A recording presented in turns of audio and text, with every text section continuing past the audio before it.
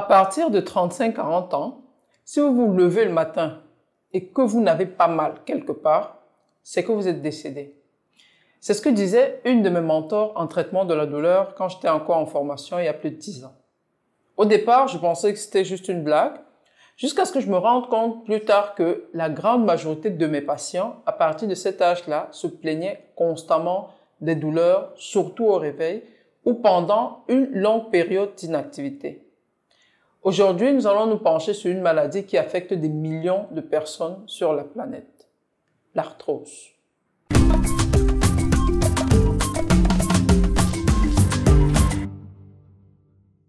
Salut à tous, bienvenue à nouveau sur ma chaîne. Je suis le Dr Ngayam, médecin anesthésiste et responsable de l'entreprise Domaine Médical à Barcelone. Au travers de cette chaîne, notre objectif est de vous fournir des informations médicales simples pour vous permettre de comprendre votre corps. C'est ainsi que vous serez à même de prendre les décisions éclairées concernant votre santé. Aujourd'hui, nous abordons un thème de grande importance pour chacun d'entre nous, car malheureusement pour nous, nous allons tous y passer. Il s'agit tout simplement de l'arthrose. Comme d'habitude, je vais vous expliquer en quoi consiste l'arthrose et je vous dirai quels sont les facteurs sur lesquels vous pouvez agir au quotidien pour minimiser ses effets. L'arthrose est principalement une maladie dégénérative due au vieillissement des articulations. La membrane appelée cartilage qui recouvre l'os sur ses extrémités au niveau des articulations commence à s'user avec le temps. C'est pourquoi je disais plutôt que nous y passerons tous à partir d'un certain âge. Cette dégénérescence produit des malformations au niveau de l'articulation, de l'inflammation et la douleur la plupart du temps. Il est important de faire la différence entre arthrose et arthrite. Par exemple, l'arthrite rhumatoïde. L'arthrite est une inflammation, tandis que l'arthrose est une dégénérescence, un vieillissement. Remarquez que les mots finissant en « it » en médecine font référence à l'inflammation.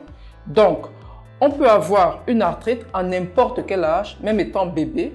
Or, l'arthrose est une maladie caractéristiquement due au vieillissement, donc à l'âge adulte et causée par l'usage.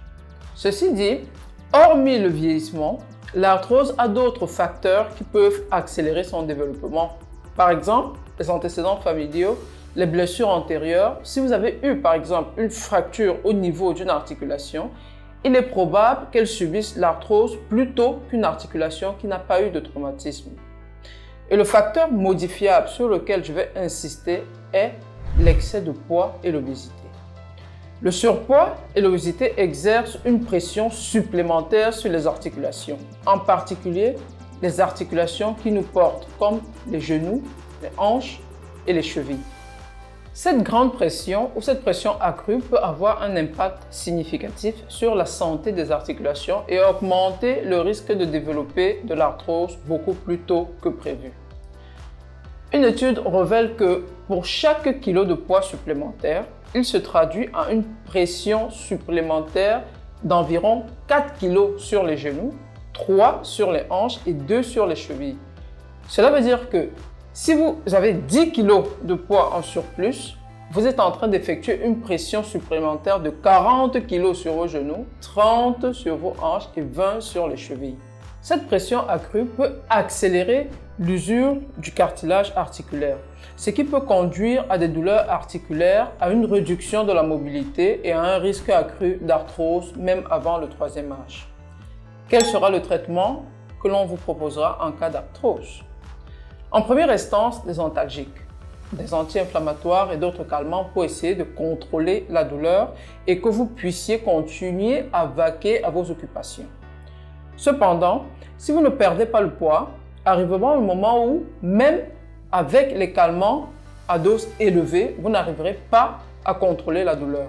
On passera donc à la phase 2, qui seront des infiltrations. Ici, il s'agit d'injecter à l'intérieur de l'articulation de la cortisone, qui est un puissant anti-inflammatoire accompagné parfois d'anesthésie locale, toujours dans l'optique de calmer la douleur.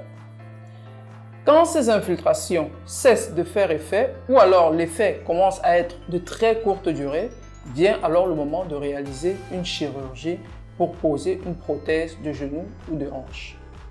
Avec la prothèse, les douleurs se réduisent, mais vous vous doutiez bien qu'il y aura un mais, n'est-ce pas?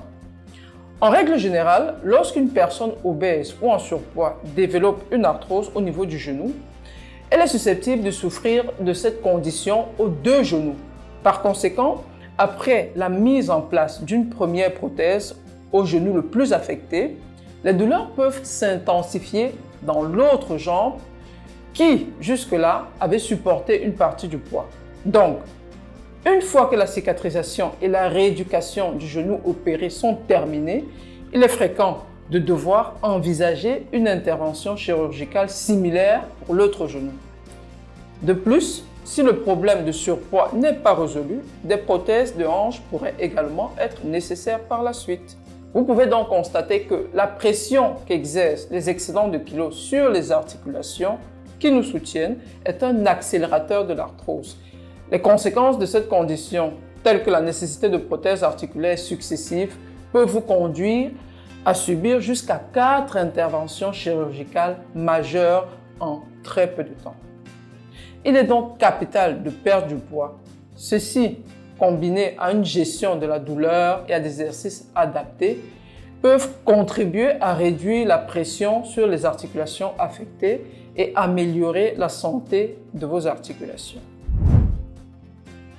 En conclusion, pour arriver au troisième âge dans les meilleures conditions et pouvoir jouir d'une retraite agréable, il faut commencer à préparer tout cela maintenant.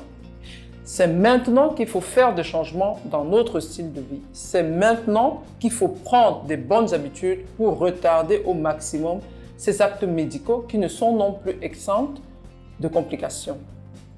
Mangez sainement en évitant les aliments pro-inflammatoires tels que les produits transformés. Privilégiez les fruits et les légumes frais. Faites du sport. Je ne cesserai pas de le répéter. Si vous ne savez pas par où commencer, allez regarder notre vidéo sur le sport et santé. Elle vous aidera à trouver le meilleur sport pour vous en fonction de votre âge. Nous arrivons au terme de cette vidéo. J'espère qu'elle vous a plu. Dites-nous en commentaire si vous souffrez d'arthrose et que faites-vous pour remédier à la douleur. N'oubliez pas de liker, de vous abonner et de partager. On se retrouve dans la prochaine vidéo. D'ici là, je vous souhaite une longue vie en bonne santé.